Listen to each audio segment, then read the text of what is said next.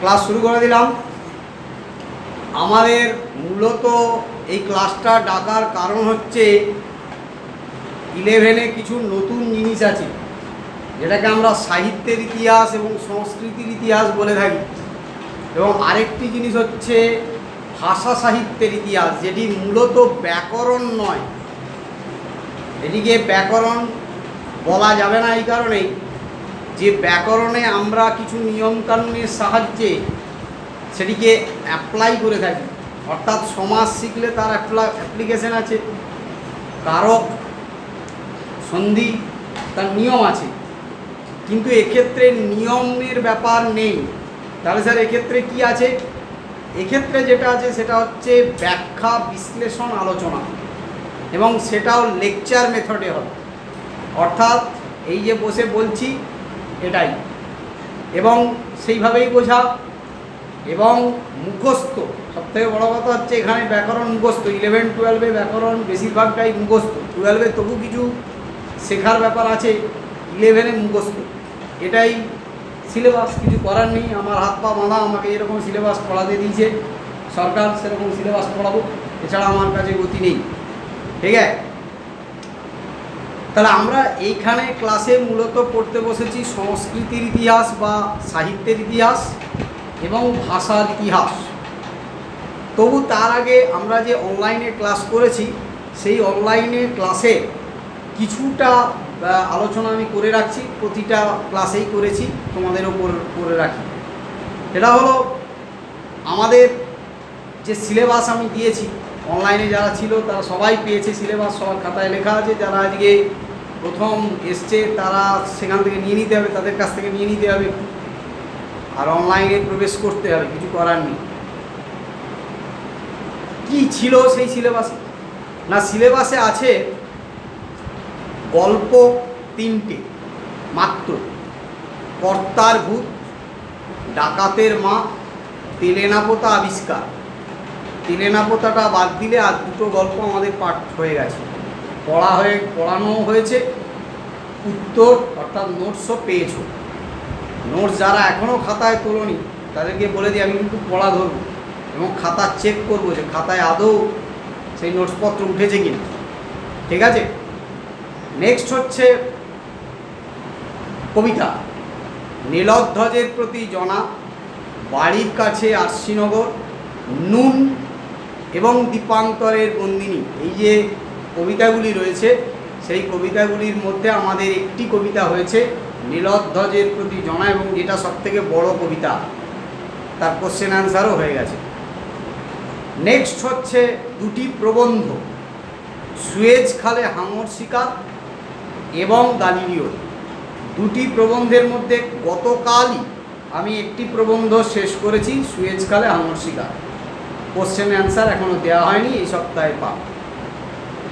আর আরেকটি আমাদের পড়া হয়েছে, সেটা হচ্ছে আরেকটি যে পাঠ আছে ভারতীয় কবিতা ও আন্তর্জাতিক গল্প। ভারতীয় কবিতায় রয়েছে মালায়ালাম কবি আইয়াপ্পা পানিকরের শিক্ষার সার্কাস। এটা পড়ানো হয়েছে, বোঝানো হয়েছে এবং কোশ্চেন অ্যান্সার দেওয়া হয়েছে। এর যে অল্টারনেটিভ, অর্থাৎ আমেরিকান লেখক গার্সিয়া মার্কেজ, তাঁর লেখা বিশাল ডানাওয়ালা থুরথুরে বুড়ো, এইটা এখনও পড়াইনি, এটাকে শেষে রাখবো। তার কারণ এটা খুব এসেন্সিয়াল নয়, কারণ অল্টারনেটিভ প্রসেসে আছে শিক্ষার সার্কাসের সঙ্গে। অর্থাৎ বড় প্রশ্নেও শিক্ষার সার্কাসের সঙ্গে অল্টারনেটিভ, ছোট প্রশ্নেও অল্টারনেটিভ, এমসিকিউতেও অল্টারনেটিভ। ওদের চিন্তার কিছু নেই, তবুও পড়ানো অবশ্যই হবে, কিন্তু সেটা শেষের দিকে। এইটুকু টেক্সট একটুখানি, একদম অল্প, তাই না? দেখাই যাচ্ছে তার মধ্যে অলরেডি আমাদের দুটো গল্প হয়ে গেছে, শিক্ষার সার্কাস হয়ে গেছে, একটা কবিতা হয়ে গেছে, একটা প্রবন্ধ হয়ে গেছে। এবং সব কিছুই যে করতে হবে এমনও নয়, সেখানেও আবার বাছাবাছি ব্যাপার আছে, আমি করে দেবো। তার মানে ওই টেক্সটের সিলেবাস আর 2-3 মাস গেলেই হয়তো শেষ হয়ে যাবে। টেক্সটের সিলেবাস যেরকম অনলাইনে হচ্ছে, গ্রুপে হচ্ছে, সেই রকম গ্রুপেই হবে। বুঝতে পেরেছো কি পারোনি? গ্রুপে যেমন হচ্ছে সেম গ্রুপেই হবে। ঠিক আছে? আর এইখানে বসে ক্লাস কিসের হবে তাহলে? ওই যে নতুন দুটো বিষয় এসছে, সেটা হলো সাহিত্যের ইতিহাস বা সংস্কৃতির ইতিহাস আর ভাষার ইতিহাস। বই কার কার কাছে আছে একটু হাত তুলে। এখনই আছে এরকমটা নয়, বাড়িতেও থাকতে পারে, কোনো অসুবিধে নেই। বই কার আছে একটু হাত তুললাম, একটু দেখি। দুজন এখানে মোটামুটি, শুধু এর নেই মোটামুটি, ও তাহলে দুজনের নেই, দেখছি যা দেখছি দুজনের নেই। ঠিক আছে, যে দুজনের বই নেই তারা একটু জোগাড় করো, জোগাড় করো। এর নেই, প্রদীপের আছে, তোমার নেই। তোমার বাড়ি কোথায়? হ্যাঁ, শুনতে পাইনি। এই এই মান্নাপাড়ায়, বারবরিশা মান্নাপাড়ায়। আচ্ছা, ওই যে কেটিভির দিকে যেতে রাস্তার ভেতরে? না স্যার, এই মায়ের থান তো, মায়ের থানের মা দিকে। বরিশা মায়ের থান, বারবরিশা মায়ের থানে। ও আচ্ছা আচ্ছা আচ্ছা, মানে এই দাসপাড়ার দিকে আসতে, দাসপাড়ার দিকে আসতে রাস্তার ভেতরটা। বুঝতে পারছি। 12-এ যারা উঠে গেছে, অলরেডি তো উঠে গেছে, তাদের কাছ থেকে বই জোগাড় করো, কারণ এই বই বাজারে কিনতে পাওয়া যায় না। 11-এর বই, বাংলা ইংরেজি বই বাজারে কিনতে পাওয়া যায় না। তার কারণ এই দুটো বই সরকারি বই, এই দুটোই সরকারি বই। এটা বিনা পয়সায় সরকার স্কুল থেকে দেয়, তুমিও পাবে। কিন্তু মুশকিল হচ্ছে তুমি কবে পাবে তুমিও জানো না, আমিও জানি না। আগে তো স্কুলে ভর্তি হতে হবে, তারপরে তো বই, এবং সেটাও কবে আসবে, সরকার কতটা পরে অ্যাফোর্ড করতে পারবে সেটা কোনো ব্যাপার। অতএব জোগাড় করে নিতে হবে। আর যারা 12-এ উঠে গেছে তাদের বাংলা ইংরেজি বইটা আর লাগবে না, কারণ বাংলা ইংরেজি 11-এ যা আছে 12-এ নেই। 12 আবার নতুন বই, অতএব জোগাড় করতেই হবে। এটা এক, কারণ ম্যাক্সিমামই দেখছি যে 3টে ব্যাচে আমি দেখে নিলাম, ম্যাক্সিমামের কাছে কিন্তু বই আছে, প্রতিটা ব্যাচেই 2-1 করে নেই। তারা জোগাড় করে নাও একটু কষ্ট করে, হ্যাঁ, এরও কাছে জিজ্ঞেস করে ঠিক পেয়ে যাবে। ঠিক আছে, বই থাকলে সুবিধা। এটা গেল। 2 হলো আমাদের সহায়ক পাঠ আছে, কিন্তু সেই সহায়ক পাঠ আলাদা কোনো বই নেই। যেমন আমাদের ক্লাস 10-এ পণি ছিল, পণির একটা আলাদা বই ছিল, কিন্তু এখানে আলাদা বই নেই। আমাদের যে টেক্সট বইটা আছে তাতেই শেষের দিকে করা আছে সহায়ক পাঠ। সেটি হলো রবীন্দ্রনাথ ঠাকুরের গুরু নাটক। রবীন্দ্রনাথ ঠাকুরের গুরু নাটকটি এখানে পাঠ্য। সেই গুরু নাটক থেকে 2টি 5 নম্বর লিখতে হয়। শর্ট কোশ্চেন এমসিকিউ, টেক্সট বই ভালো করে রিডিং মারবে, আমি বোঝাচ্ছি এমনিই পারবে, তার জন্য কোথাও যাওয়ার দরকার নেই, কিচ্ছু করার দরকার নেই। এছাড়াও আমরা শেষে, মানে আমাদের যখন এই শেষ হয়ে যাবে টেক্সট বই, তখন আমরা এই প্রশ্ন বিচিত্রা ধরে ধরে, কারণ না 11-এ আর কোনো বই নেই আমাদের বাজারে, প্রশ্ন বিচিত্রা ধরে ধরে গত কয়েক বছরের প্রশ্ন, এবং যেরকম প্রশ্ন বিচিত্রায় প্রশ্ন থাকে সেই রকম ধরে ধরে আমরা শর্ট কোশ্চেন করব। ক্লিয়ার? কিন্তু আমার ব্যক্তিগত মত হচ্ছে ভালো করে রিডিং মারো, পাবে। এবার যে জায়গাগুলো পাবে না সেটা কোন জায়গা না, সংস্কৃতির ইতিহাস আর ভাষার ইতিহাস। এই দুটো জায়গার কোশ্চেন তোমরা রিডিং মারতে গেলে এ জন্মে রিডিং শেষ হবে। তার কারণ বইয়ে যা আছে এ জন্মে তুমি সেই তথ্য মুখস্থ করতে পারবে না। তাহলে স্যার কী হবে, চ্যাপ্টার ওয়াইজ আমি লিখিয়ে দেবো, যেমন আজ থেকেই আমি শুরু করেছি সেটা। কেন? হ্যাঁ, এসছে। কী হবে, কিসের বই?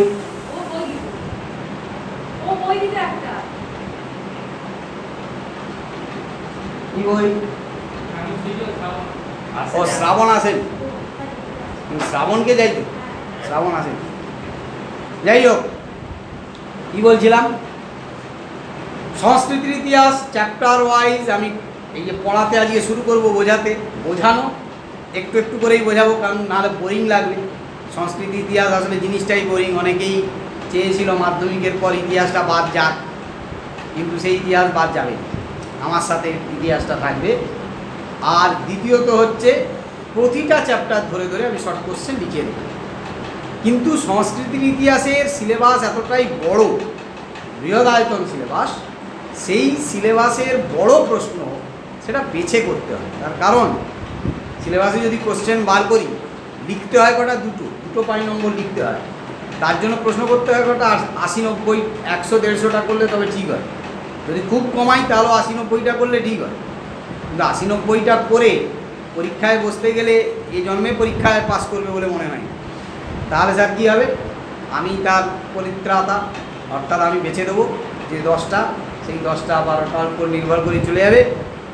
আশা করি এখনও পর্যন্ত বাঁশ কেউ খায়নি, তোমরাও খাবে, ঠিক আছে? তো যাই হোক, এই বৃত্তান্ত আমরা আজকে এই সংস্কৃতির ইতিহাস শুরু করব। আগে ভালো করে শুনে নাও, বইয়ের কোথায় কি আছে আমি বলে দেবো। যাদের কাছে বই আছে, যাদের কাছে এখনও নেই, তারা পাতাটা লিখে নিয়ে যেও, বইটা জোগাড় করো, ঠিক আছে? একটু চেষ্টা করো, ঠিক পেয়ে যাবে, বই ঠিক পেয়ে যাবে। বই খোলার দরকার নেই বাবা, বই কিছুই বুঝতে পারবি না, বইতে কিছুই বুঝতে পারবি না। যদি বুঝতে পারতে তাহলে আমার কাছে আসারও দরকার ছিল। যাই হোক, আমরা ক্লাসে চলে যাই। সংস্কৃতির ইতিহাস, আমরা বলছি বাঙালির সংস্কৃতি, যেটা বইটা যাদের কাছে আছে দেখো, বইয়ের উপরে লেখা আছে বাঙালির ভাষা ও সংস্কৃতি, লেখা আছে না? তাহলে এই যে বাঙালির সংস্কৃতি, এই সংস্কৃতি কি? গান বাজনা, এই সংস্কৃতিতে কবিতা আছে, ছোট গল্প, উপন্যাস, নাটক ইত্যাদি জিনিস আছে। এছাড়াও বেশ কিছু ব্রত কথা, দিদিমা ঠাকুমার কাছ থেকে আমরা যে উপকথা রূপকথা শুনি সেগুলি। এছাড়াও ধাঁধা, প্রবাদ, এ সমস্ত আছে। এছাড়াও আমাদের ট্র্যাডিশনাল কিছু ব্যাপার আছে, ঐতিহ্যবাহী কিছু ব্যাপার আছে। যেমন ধরো, এই যে মায়ের গান হয়, সেই মায়ের গানে বেহুলা লক্ষিন্দরের গান মনসামঙ্গল। আমরা কালকেতু ফুল ধরার কাহিনী নবম শ্রেণীতে পড়েছি, সেই কালকেতু ফুল ধরার কাহিনী। এবং এই যে আমাদের রাধা কৃষ্ণের নাম সংকীর্তন হয়, এই সমস্ত কিছু, এগুলোই তো আমাদের সংস্কৃতি। আরও আছে অনেক। তো এই সংস্কৃতি কি একদিনে তৈরি হয়ে গেল? আজকের এই সংস্কৃতি, বাউল ধরো, আজকের এই নাম সংকীর্তন ধরো রাধাকৃষ্ণের, আজকে এই বেহুলা লক্ষিন্দর বলো, এই কি একদিনে তৈরি হয়ে গেল? মানুষ কি বাঙালিরা এইখানে টপকালো, এটা বাংলাদেশ, ভগবান বলে দিয়েছে কানে কানে এটা বাংলাদেশ, এখানে পড়লি আর এখানে তোর তুই পা রাখা মানে এখানে বাংলা শুরু হয়ে গেল, এরকমটা কি না।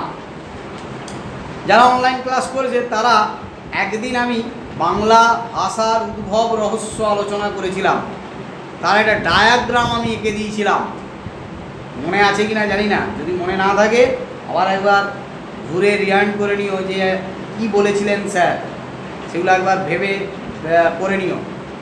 সেইগুলি সেখানে আমি দেখিয়েছিলাম যে কীভাবে বাংলা ভাষার উদ্ভব হয়েছে। আমি আজকে সেই আলোচনাটায় আর যাচ্ছি না, কারণ ওটা আমার ওই এতে দেওয়া আছে, গ্রুপে দেওয়া আছে, আগের গ্রুপে, এই গ্রুপে নয়। কিন্তু আমি সেই গ্রুপ থেকে বেরিয়ে গেছি, তোমরা যদি না বেরিয়ে থাকো তাহলে সেই গ্রুপে এখনও রাখা আছে। দরকার পড়লে সেই গ্রুপ থেকে নিজস্ব ব্যক্তিগত হোয়াটসঅ্যাপে নিয়ে নিতে পারো। সেই আবার একবার শুনে নিই যে কী বাংলা ভাষার উদ্ভব, কারণ আমি আবার ওই রিপিটটায় আর যাচ্ছি না। আজকে আমরা বাংলার সংস্কৃতির ইতিহাসের একদম ফার্স্ট চ্যাপ্টার থেকে ঢুকে যাচ্ছি, কারণ এমনি অনেক সময় চলে গেছে। তাহলে আমি যে বললাম যে সংস্কৃতি, বাংলার সংস্কৃতি, এগুলো এখন প্রশ্ন উঠবে, তাহলে স্যার বাংলার ভাষা এবং সংস্কৃতি কি ওই আদি অনন্তকাল থেকে চলে আসছে? না, আমরা বাংলা ভাষার উদ্ভব রহস্যে বলেছিলাম যে আমাদের বাংলার সাহিত্যের সৃষ্টি হয়েছে আনুমানিক 900 খ্রিস্টাব্দ। প্রশ্ন উঠবে, কী করে জানলেন আনুমানিক 900 খ্রিস্টাব্দেই বাংলা ভাষার জন্ম হয়েছে? আবার আনুমানিক কেন, 900 বলছেন না কেন? কোনটা আমাদের বাংলা ভাষার প্রথম জিনিস সেটা বলুন, তাই না? আমরা কি করে জানব? অবশ্যই বাংলা ভাষার প্রাচীনতম নিদর্শনের নাম, একদম সাহিত্য প্রথম সৃষ্টি হয়েছে বাংলা, তার নাম চর্যাপদ। এই চর্যাপদ বাংলা সাহিত্যের প্রাচীনতম নিদর্শন কেন, এবং এই জিনিসটা কি আমরা তো জানি না কি জিনিস, আজকে জানব।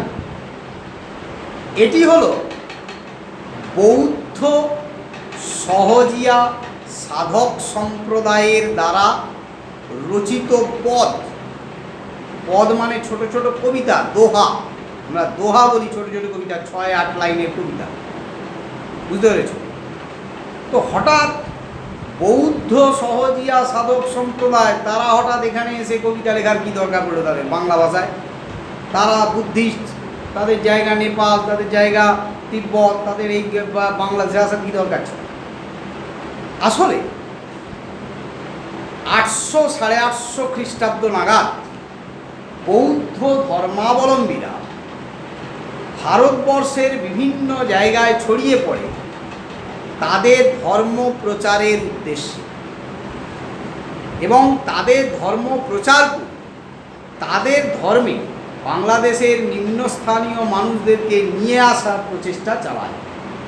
এটা সমস্ত ধর্মেই একটা না একটা সময় হয়েছে, যে কারণে এখানে বৌদ্ধ সাধকেরা এসেছিলেন, বাংলাদেশেও এসেছেন, ওটা ভারতবর্ষের মতো। এখানকার মানুষকে তারা তাদের ধর্মের কথা বলবেন, তাদের ধর্মে কী কী ভালো ভালো জিনিস আছে সেটা বলবেন, বোঝাবেন, তারপরে সেই মানুষগুলোকে তাদের ধর্মে স্থানান্তরিত করবেন বা তাদের ধর্মে নিয়ে যাবেন, এটা তারা চেষ্টা করবেন। সেই চেষ্টাটা করতে গিয়ে তারা দেখলেন যে এইখানের মানুষজন একটা ভাষায় কথা বলে, কিন্তু সেই ভাষাটায় কোনো লেখালেখি নেই।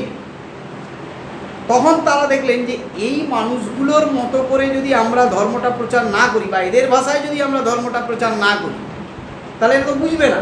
আমার ভাষা আমি বলে গেলাম, তার ভাষা সে, তার ভাষা অন্য, আমার ভাষা সে বুঝতেই পারেনি, তাহলে কী করে? আমি বৌদ্ধ ভাষায় বলে গেলাম আর তার ভাষা বাংলা, সে বুঝবুঝের মতো শুনলো আর চলে গেল, লাভ কী হয়? তাহলে আমি যখন এসেছি এখানে আমাকে ওর ভাষাতেই কথা বলতে হবে। তাঁরা প্রথম এই জন্য বাংলা ভাষায় সাহিত্য রচনা করলেন। সাহিত্য বললাম এই কারণেই, যদিও তারা ধর্ম প্রচারের উদ্দেশ্যেই ধর্মমূলক কবিতাই লিখেছেন, কিন্তু তার মধ্যেও সাহিত্যের রস ছিল। সাহিত্যের রস ছাড়া তারা কিন্তু শুধু ধর্ম প্রচার করেননি, দুটোকে যুক্ত করেই করেছেন। এটা করতে গিয়ে তারা সাহিত্যের নানা দিক উন্মোচন করেছেন। যেমন ধরো, তারা রূপকের আশ্রয় নিয়েছেন, আড়াল নিয়েছেন, অর্থাৎ একটা কথা বাইরে বলছেন আর একটা ভিতরে অর্থ রয়ে যাচ্ছে। কেন রাখলেন এরকম আড়াল? কারণটাই হচ্ছে এই, আমি যখন বললাম কবিতাটা, শুনলো লোকগুলো, শোনার পর তারা অর্ধেক বুঝলো, অর্ধেক বুঝলো না। যা বাবা, অর্ধেকটা তো বুঝলাম কিন্তু অর্ধেকটা বুঝলাম না। তাহলে অর্ধেকটা যখন বুঝলো না, তখন গুরুকে জিজ্ঞাসা করতে হবে, যিনি লিখেছেন তাকে জিজ্ঞাসা করতে হবে যে এটা কি বললেন, এর অর্থটা বুঝিয়ে দিন। ব্যাস, তখনই ওই যিনি কবি বা ওই গুরু, তিনি পেয়ে গেলেন জায়গা যে আমার এবার ধর্ম প্রচারের জায়গাটা চলে এলো, আমি ওই ধর্মটা বুঝিয়ে দিই। ক্লিয়ার? আবার বেশ কিছু কবিতাতে শুধু ধর্মপ্রচারই শেষ কথা নয়, ধর্মপ্রচার করেছেন, তার সঙ্গে বাংলাদেশের কথা বলেছেন, অর্থাৎ বাংলাদেশের নানান ছবির কথা বলেছেন, যে বাংলাদেশে কীভাবে বাংলাদেশে কী কী জীবিকা নির্বাহ করে মানুষ, কোন কোন শ্রেণীর মানুষ থাকে, বিশেষ করে যারা নিম্ন শ্রেণীর মানুষ, ডোম চণ্ডাল, এদের কথা বলেছেন। ঠিক আছে, এখানে কী ধরনের মানুষ কথাবার্তা বলে, ঠিক আছে, এখানে নদীমাতৃক বাংলাদেশ, সেই নদীমাতৃক বাংলাদেশের কথা বলেছেন। এখানকার মানুষ যে কৃষিজীবীর সাথে সাথে তারা মাছ ধরা এই কাজও করে, সে কথাও জানিয়েছেন। এই যে যাবতীয় তথ্য আমরা কিন্তু এই চর্যাপদের মাধ্যমে পেলাম, এবং সেটা ওই আনুমানিক 900 খ্রিস্টাব্দ থেকে 1200 খ্রিস্টাব্দ এই সময়কালের মধ্যেকার বাংলাদেশের ছবিটাও স্পষ্ট করে। যে বাংলাদেশ 900 থেকে 1200 খ্রিস্টাব্দ পর্যন্ত সময়কালে কেমন ছিল, কী ধরনের বাংলাদেশের চালচিত্র ছিল, মানুষের জীবন জীবিকা কেমন ছিল, এই সমস্ত কিছু আমরা কিন্তু এই চর্যাপদ থেকেই জানতে পারি। তার মানে চর্যাপদ কেবল একটা ধর্মীয় গ্রন্থ তা কিন্তু নয়। চর্যাপদকে ধর্মীয় গ্রন্থ বলার চেয়েও বলতে হবে যে চর্যাপদ একটি সাহিত্য গ্রন্থ, তার কারণ সাহিত্যের সমস্ত রস গুণাবলী তার মধ্যে রয়েছে। একই সঙ্গে ধর্মের প্রচারটাও রয়েছে, কারণ তারা তো ধর্ম প্রচার করতে এসেছিলেন। এবার প্রশ্ন উঠবে, ভালো কথা বুঝলাম যে বৌদ্ধ সহজিয়া সাধকরা কেন বাংলায় সাহিত্য রচনা করেছিলেন, কিন্তু আপনি কী করে জানলেন যে এরাই ফার্স্ট বাংলায় রচনা করেছেন। এর আগে বাংলায় কোনো সাহিত্য রচিত হয়নি। জানলাম এই কারণে যে আমাদের বেশ কিছু গবেষক আছেন এবং ছিলেন, তারা নিরন্তর লেগে রয়েছেন পুঁথি আবিষ্কার, যে কত প্রাচীন পুঁথি পাওয়া যায়, বাংলা ভাষার কত প্রাচীন পুঁথি রয়েছেন খোঁজ করেছেন। তার মধ্যে অন্যতম গবেষক হলেন কলকাতা বিশ্ববিদ্যালয়ের অধ্যাপক এবং গবেষক হরপ্রসাদ শাস্ত্রী। ইনি 1907 খ্রিস্টাব্দে 1907 খ্রিস্টাব্দে নেপালের রাজদরবারে গ্রন্থশালা থেকে, লাইব্রেরি থেকে এই চর্যাপদের পুঁথিটি আবিষ্কার করেন। সেই পুঁথিটিতে দেখলেন যিনি প্রথম কবি, একদম প্রথম পদটা যিনি লিখেছেন, তার নাম লুই পা, এবং সেই লুই পা তাঁর পরিচয়ও দিয়েছেন। সেই পরিচয়ে তিনি লিখছেন, বাংলা ভাষায় প্রথম পদ রচিত হইল, আমি অমুক লুই পা। কিন্তু মনে রাখতে হবে এই নামগুলো, এই কবি চর্যাপদে যতজন কবি রচনা করেছেন, এই নামগুলো তাদের সঠিক নাম নয়, এগুলো তাদের ধারক নাম। তারা নিয়েছে, বলতে পারো ছদ্মনাম, তারা গ্রহণ করেছেন। এই ধরনের কবি রয়েছেন লুই পা, রয়েছেন সবর পা, কাহ্ন পা, তেগুন পা, ভুসুক পা, এই সমস্ত কবিরা রয়েছেন। তো এই লুই পা জানিয়েছেন যে তার জন্ম হচ্ছে 900 থেকে 950 খ্রিস্টাব্দের মধ্যে। তাহলে প্রথম কবি, তিনি বাংলা সাহিত্যের প্রথম পদটা রচনা করছেন। তাহলে আমরা এটা যদি জানতে পারি, আর তিনি বলে দিচ্ছেন যে তার জন্মটা এত থেকে হবে, তিনি এটাও বলে দিচ্ছেন, তাহলে রচনাকালটা বলেননি, কিন্তু এটা তো অনুমান করতে পারি যে তার জন্ম যদি 900 থেকে 950-এর মধ্যে হয়, তাহলে তিনি 1000 খ্রিস্টাব্দের মধ্যে কোনো একটা সময় তো লিখবেনই। তার যদি জন্মটা 948-এও হয়, তাহলে তিনি তার বড় হতে 20 বছর, আর যদি যায় 68, 78, তারপরে তো লিখবেন। তার মানে আনুমানিক 900 খ্রিস্টাব্দ থেকে 1000 খ্রিস্টাব্দের মধ্যে আমাদের বাংলা সাহিত্যের প্রথম লেখা লিখিত হয়েছিল, এটা অনুমান করা যায়। সেই অনুমানের ভিত্তিতেই আমরা বলছি যে আনুমানিক 900 খ্রিস্টাব্দ থেকে 1000 খ্রিস্টাব্দের মধ্যে চর্যাপদ রচিত হয়েছে, যেটি বাংলা সাহিত্যের প্রাচীনতম নিদর্শন এখনও পর্যন্ত। যদি এরপরে কোনো পুঁথি আবিষ্কৃত হয় এবং দেখি যে সেটা তারও আগে লেখা, মানে তার যদি আবিষ্কার করার পর তার যে তথ্য এবং তার যে যা কিছু প্রকাশকালের যা সমস্ত দ্বিধান্বিতকরণ সরিয়ে যদি দেখতে পাই, তাহলে আমরা তখন বলব। কিন্তু আপাতত আমাদের কাছে সেই তথ্য নেই, আমাদের কাছে ফার্স্ট তথ্য এটাই, চর্যাপদ। ক্লিয়ার? এই চর্যাপদ আমাদের প্রথম চ্যাপ্টার। আমি আগেই বলে রাখি যে একদিনে চর্যাপদ যদি পুরোটা বোঝাই, তাহলে সবাই ঘুমিয়ে পড়বে। ওই জন্য একটু একটু করেই বোঝাবো। আমি অন্য ক্লাসকেও বলেছি 1 ঘন্টার ক্লাস, কোনো অসুবিধে নেই, একটু পড়া একটু লেখা, একটু একটু করেই বোঝো, কোনো অসুবিধা নেই। ধীরে ধীরে তো সময়টা আমি বাড়াবো, একটু একটু করে দেখে নিই, পরের মাসে গিয়ে সময়টা বাড়িয়ে দেবো প্রিভিয়াসলি, হ্যাঁ, আবার তারপরের মাসে গিয়ে আরও একটু বাড়িয়ে দেবো। এইভাবে ব্যাপারটা, সিচুয়েশানটাকে আন্ডার কন্ট্রোল আনতে হবে ধীরে ধীরে, একবারে তো হবে না কোনোভাবেই। আর টেক্সট যেহেতু আমাদের অনলাইনে চলছে, গ্রুপে চলছে, অতএব টেক্সট নিয়ে আমাদের চিন্তা নেই, কারণ ওটা সমান্তরাল গতিতে চলছে। এটাও চলুক, অর্থাৎ সংস্কৃতিটাও চলুক, ভাষাটাও চলুক। আমি ভাষাটা আজকে ধরলাম না, ভাষাটা আবার ধরব। তো আমরা এই ফার্স্ট চ্যাপ্টার আমরা আবিষ্কার ব্যাপারটা জেনেছি, এবং এর সাথে জড়িত কিছু তথ্য আমরা শর্ট কোশ্চেন আকারে লিখে নেব প্রথম অধ্যায় থেকে। প্রতিটা অধ্যায়ই আমি কিন্তু শর্ট কোশ্চেন লিখিয়ে দেবো। প্রত্যেকটা অধ্যায়ের যে অধ্যায় থেকে বড় প্রশ্ন হবে, এবছর হতে পারে, সেই অধ্যায়ের বড় প্রশ্ন আমি লিখে দেবো। ক্লিয়ার? তাহলে তোমরা প্রথমেই আজকে নতুন খাতা বের করে ফেলো। সেই খাতায় লিখবে সংস্কৃতির ইতিহাস, প্রথম অধ্যায় চর্যাপদ।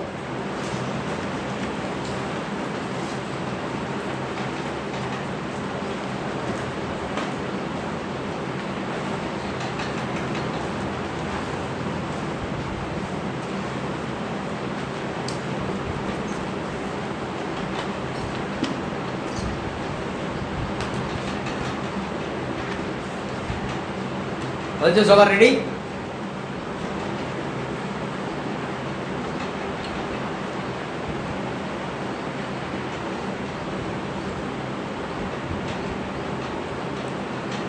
স্টার্ট। প্রথম প্রশ্ন, বাংলা সাহিত্যের প্রাচীনতম নিদর্শনটির নাম কি? বাংলা সাহিত্যের প্রাচীনতম নিদর্শনটির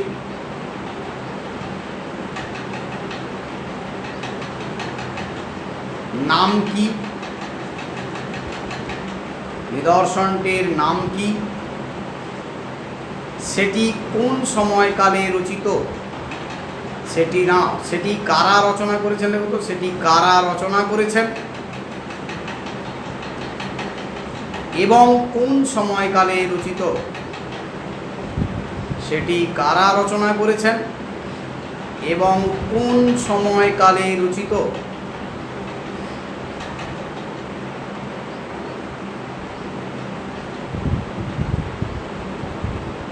উত্তর, প্রথমটির উত্তর চর্যাপদ। চ অন্ত্যস্ত জয়ে রেফ আকার পদ, চর্যাপদ। পরেরটির উত্তর বৌদ্ধ সহজিয়া সম্প্রদায়। পরেরটির উত্তর বৌদ্ধ সহজিয়া, অন্ত্যস্ব হ বর্গীর্জয় হস্যই অন্ত্যস্তয় আকার, অন্ত্যস্ব হ বর্গীর্জয় হস্যই অন্ত্যস্তয় আকার, বৌদ্ধ সহজিয়া সম্প্রদায়, বৌদ্ধ সহজিয়া সম্প্রদায়।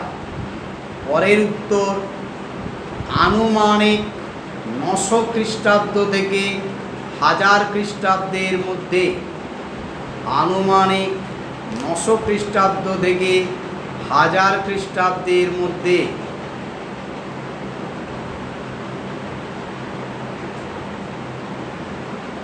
পরের প্রশ্ন, কে কবে কোথা থেকে, কে কবে কোথা থেকে চর্যাপদের পুঁথিটি আবিষ্কার করেন? কে কবে কোথা থেকে চর্যাপদের পুঁথিটি আবিষ্কার করেন? হয়েছে। উত্তর লিখবে, ভালো করে শুনে নাও। মহামহোপাধ্যায়, কথাটা একসাথে, ম হয় আকার, ম হয় ওকার, পয়াকার, ধয় জফলাকার, অন্ত্যস্তয়, মহামহোপাধ্যায়। এটা হরপ্রসাদ শাস্ত্রীর উপাধি, ঠিক আছে? মহামহোপাধ্যায় হরপ্রসাদ শাস্ত্রী, হরপ্রসাদ শাস্ত্রী, হরপ্রসাদ শাস্ত্রী হচ্ছে শাস্ত্রী 1907 খ্রিস্টাব্দে, 1907 খ্রিস্টাব্দে, 1907 খ্রিস্টাব্দে হচ্ছে 7 খ্রিস্টাব্দে নেপালের রাজদরবারের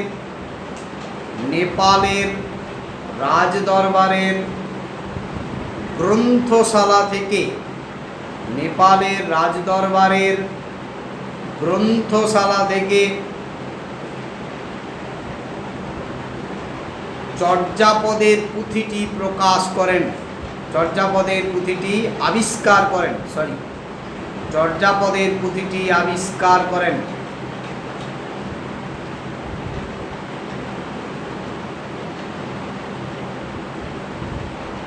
এইবার এখানে একটা প্রশ্ন আছে, ভালো করে শুনে নাও। যে স্যার লিখলো এখানে, চলে গেল নেপালে, কি ব্যাপার? নেপাল থেকে তাকে আবিষ্কার করতে হলো কেন? আসলে 1201 বা 1202 খ্রিস্টাব্দে তুর্কি আক্রমণ হয় আমাদের বাংলাদেশে। তখন বাংলার রাজা ছিলেন লক্ষণ সেন, বাংলার শেষ রাজা, স্বাধীন শেষ রাজা।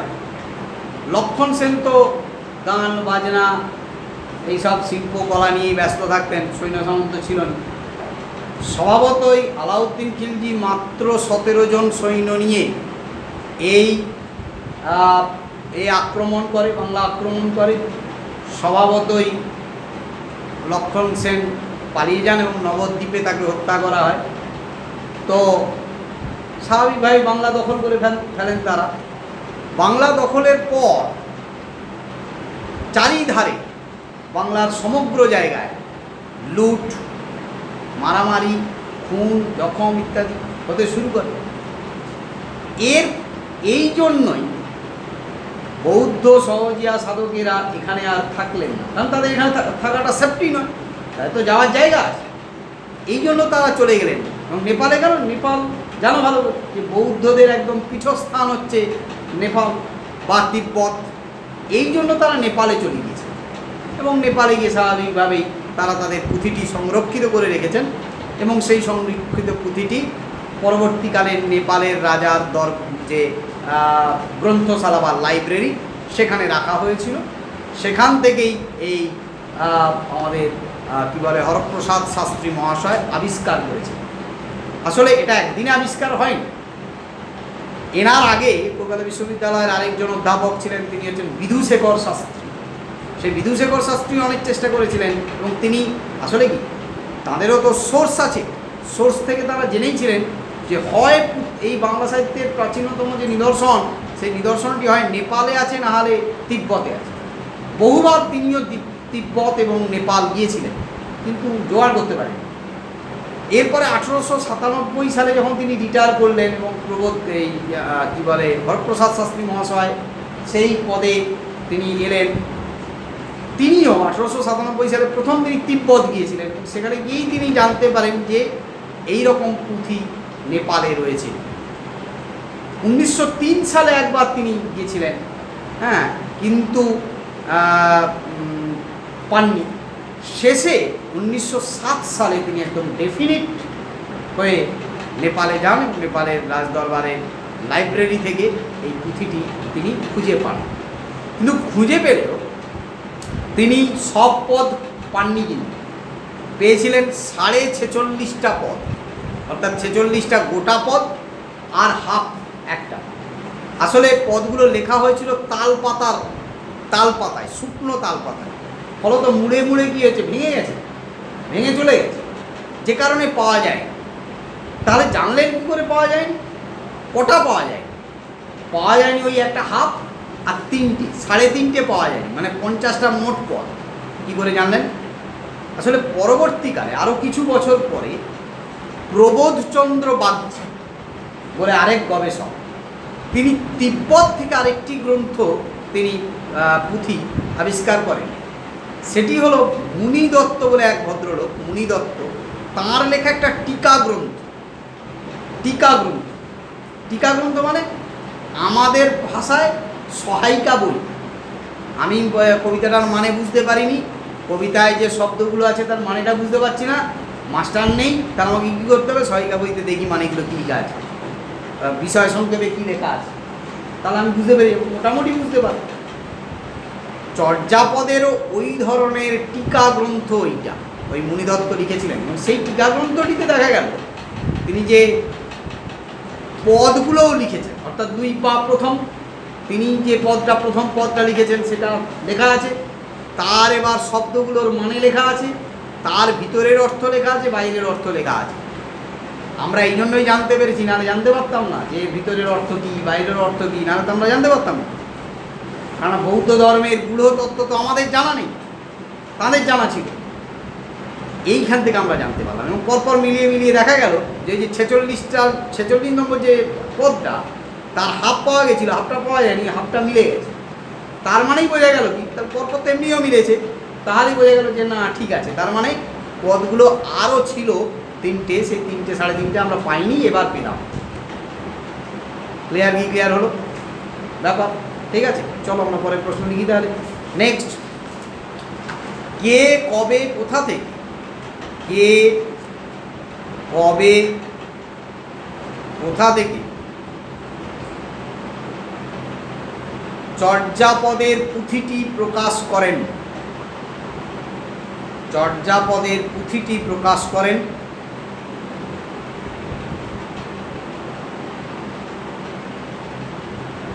কি নামে তিনি এটি প্রকাশ করেছিলেন? কি নামে তিনি এটি প্রকাশ করেছিলেন?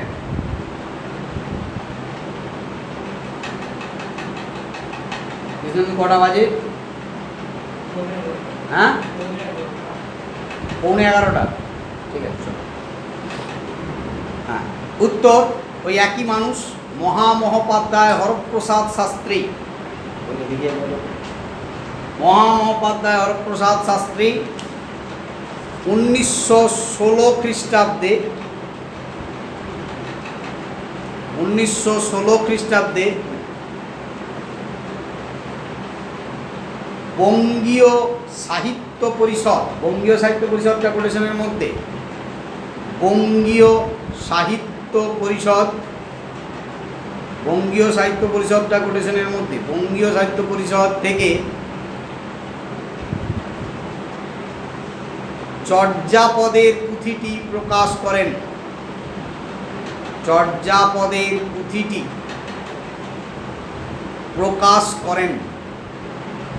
চর্যাপদের পুঁথিটি প্রকাশ করেন। আচ্ছা, আরেকটা প্রশ্ন আছে ওর সাথে, নাম, তাই না? নামটা লেখো, অনেক বড় নাম, ভালো করে শুনে শুনে লিখতে হবে। হাজার সংখ্যায় লিখবে না, ভাষায় লিখবে। হাজার বছরের পুরানো বাংলা ভাষায় গয়াকার গয়াকার লয়াকার বাংলা ভাষায় বৌদ্ধ গান ও দোহা, বৌদ্ধ গান ও দোহা নামে চর্যাপদের পুঁথিটি প্রকাশ করেন। নামে চর্যাপদের পুঁথিটি প্রকাশ করেন। হাজার থেকে দোহা পর্যন্ত করেছেন। দোহা মানে ছোট ছোট কবিতা, দোহা মানে ছোট ছোট কবিতা। পরের প্রশ্ন, এই চর্যাপদ শুধু প্রকাশিত হয়নি, এর সঙ্গে আরও 2-3টি গ্রন্থ প্রকাশিত হয়েছিল, সেটাও আমাদেরকে একটু জেনে নিতে হবে। যদিও সেগুলি বাংলায় পুরোপুরি লিখিত নয়, কিন্তু এই চর্যাপদের সাথে সেগুলিও প্রকাশিত হয়। লেখো, চর্যাপদের সঙ্গে আর কোন কোন গ্রন্থ, চর্যাপদের সঙ্গে আর কোন কোন গ্রন্থ প্রকাশিত হয়েছিল? চর্যাপদের সঙ্গে আর কোন কোন গ্রন্থ প্রকাশিত হয়েছিল?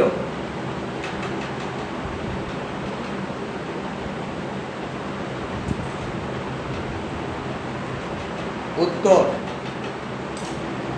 সরহ বজ্রের দোহা। সরহ দন্তেশ্ব র হ ব বর্গের রফলাইকার র, সরহ বজ্রের দোহা, ক্ষমা, কৃষ্ণচার্যের দোহা, কৃষ্ণচার্যের দোহা, কৃষ্ণচার্যের দোহা, ক্ষমা, ডাকার ন, ডয়াকার পয়াকার মূর্ধন্যয় রেপ ব, ডাকার ন। ক্লিয়ার? পরের প্রশ্ন, চর্যাপদের প্রকৃত নাম কি? চর্যাপদের প্রকৃত নাম কি? এই নিয়ে আমরা আলোচনা করব পরের ক্লাসে। আমি আগেই বলেছি যে একসাথে অনেক আলোচনা করলে ভালো লাগবে না, প্রথমত, আর দ্বিতীয়ত বোরিং হয়ে যাবে। এই জন্য টুকরো টুকরো করে আলোচনা করব।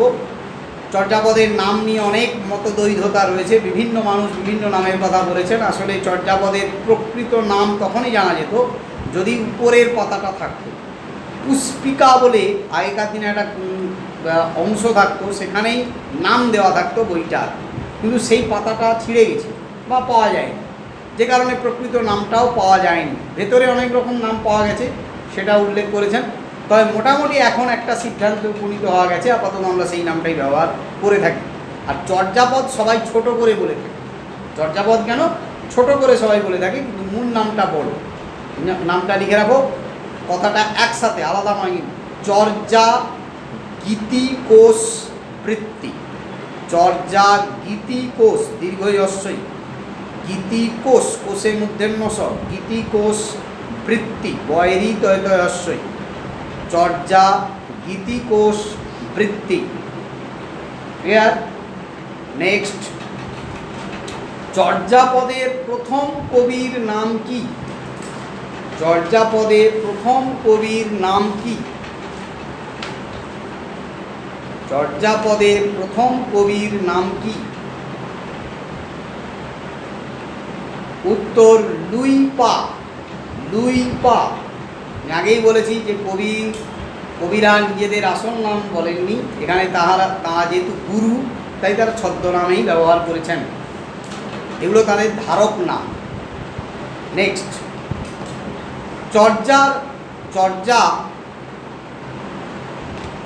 চর্যার কতগুলি পদ হরপ্রসাদ শাস্ত্রী আবিষ্কার করেছিলেন? চর্যার কতগুলি পদ হরপ্রসাদ শাস্ত্রী আবিষ্কার করেছিলেন?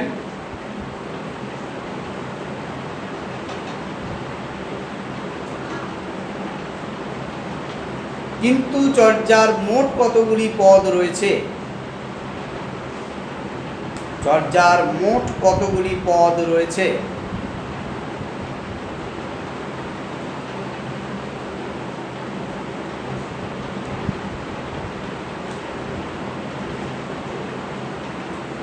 উত্তর, প্রথমটির উত্তর 46.5টি। আমি এর ব্যাখ্যা দিয়েছি একটু আগেই, 46.5টি। পরেরটির উত্তর 50টি।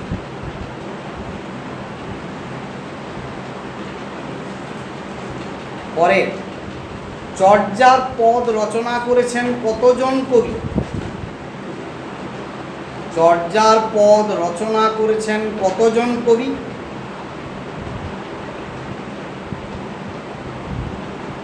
তাঁদের কয়েকজনের নাম লেখো। তাঁদের কয়েকজনের নাম লেখো।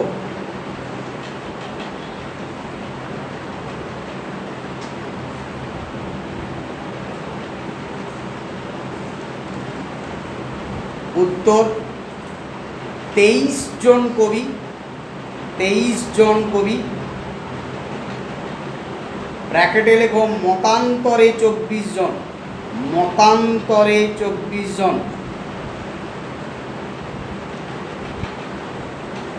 কেন একজনের নাম নিয়ে দ্বন্দ্ব আছে, তিনি একজনই হতে পারেন, আবার কেউ কেউ বলেছেন না উনি ওনার নাম দুটো, কেউ কেউ বলেছেন না দুজন আলাদা ব্যক্তি, এই নিয়ে একটা মতভেদ রয়েছে। 23 জন কবি। আর কি বলেছি, কয়েকজন কবির নাম লেখো। লেখো, প্রথমটা তো জানোই, লুই পা। লিখে গেল লুই পা। কাহ্নপা, কয়াকার হয় মূর্ধন্য, কাহ্নপা। সবরপা, তালিবস্য বর, সবরপা। টেগুনপা, টয়েকার গয়হস্য উদন্তের ন, টেগুনপা। হয়েছে? নেক্সট, পরের প্রশ্ন, চর্যাপদের টিকা গ্রন্থটি কে আবিষ্কার করেন? চর্যাপদের টিকা গ্রন্থটি কে আবিষ্কার করেন?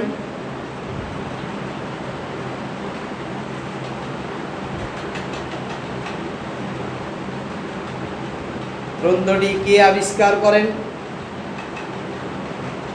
সেটি কে রচনা করেছেন?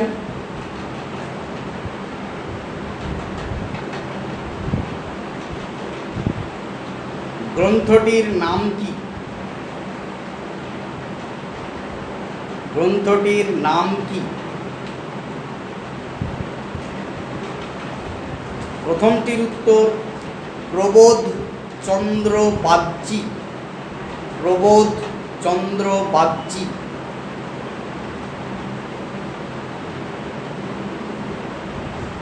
পরেরটির উত্তর কি বলেছি? পরেরটির প্রশ্ন চয় দীর্ঘই, বয়াকার গ চয় দীর্ঘই। হ্যাঁ, পরেরটির প্রশ্ন কি আছে? কে রচনা করেছেন? মুনি দত্ত। মুনি দত্ত, দত্ত আলাদা নয় কিন্তু, কথাটা একসাথে। ময় হস্য দন্তন হস্যই দ তয় ত, মুনি দত্ত। আরেকটা প্রশ্ন আছে, নাম নির্মল গিরাটিকা, নির্মল গিরাটিকা, বয় হস্যই রয়াকার টয় দীর্ঘই গয়াকার, নির্মল গিরাটিকা। পরের প্রশ্ন, চর্যাপদে